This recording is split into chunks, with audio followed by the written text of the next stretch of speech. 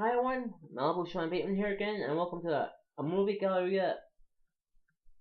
episode. So I'm gonna tell my viewers here on YouTube that first I'm gonna shoot some things off about this movie gallery episode. First thing, I'm tired of Hollywood making a remake of a big blockbuster from way back in the 50s, 60s, 70s, and 80s. Sure, the concept for making a remake is for the fans, but you have to think about how good the movie was back in the day. Should we? And if the movie made money, leave that movie alone. And if another movie that got was you have to look for a concept bombed at theaters because of the bad special effects, why not do a revamp on that to make in more money? And also for the for Hollywood, I'm telling you this right now. Quit making prequels of movies that we didn't ask for questions about, like the Star Wars trilogy, the original ones, chapters 4, 5, and 6. We never asked about Princess Leia and Luke's mother. We never on how Darth Vader became Darth Vader. We never asked about who was Obi-Wan's teacher, or how the Empire became to be. Another movie I asked was Steven Spielberg's adaptation of the Flintstones. We didn't ask on how Fred and Wilma got Dino. We never asked how they met. We never asked how Wilma got her pearls or where they got married. Because look, on back in the mid '80s, they had an animated series movie, that the Flintstones and the Rebels, they had their kids, Bam Bam and Pebbles, got married in Rock Vegas, which technically kind of blurs the franchise as it is.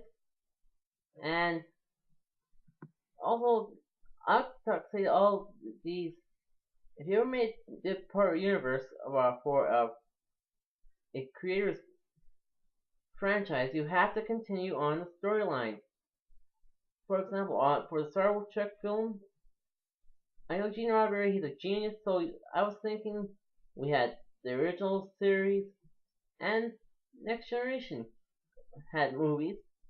Why not continue on with the movies with Deep Space Nine, Voyager, and I'll skip the Enterprise franchise because some of the fans didn't like Enterprise, but they liked some members of the cast.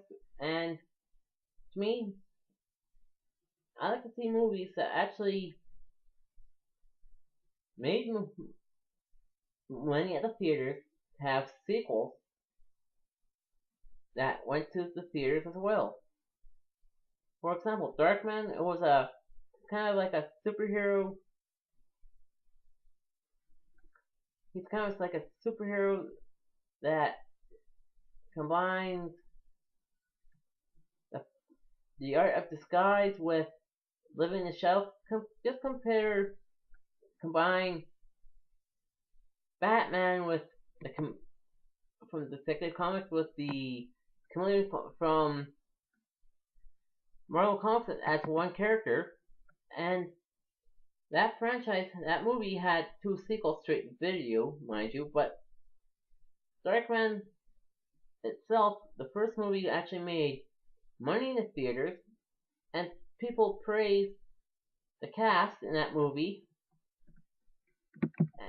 while in part 2 and 3 they changed Darkman around because they went from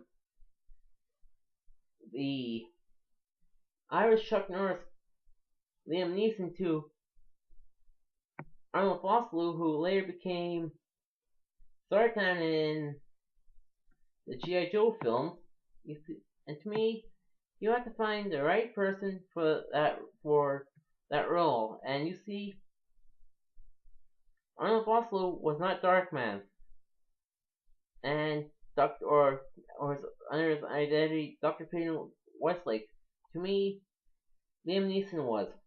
So you have to look at those aspects. And funny thing about the Darkman movie, Sam Raimi of Evil Dead film had his brother in that film. And funny thing is, he actually killed his own brother in that film as he was as in storyline. So, which is a pretty good idea.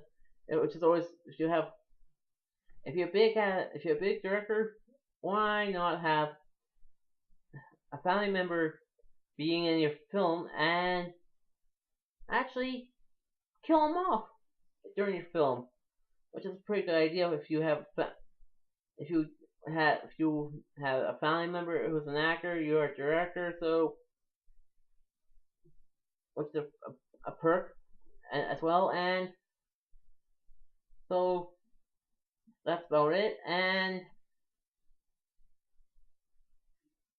check out my other videos, and also have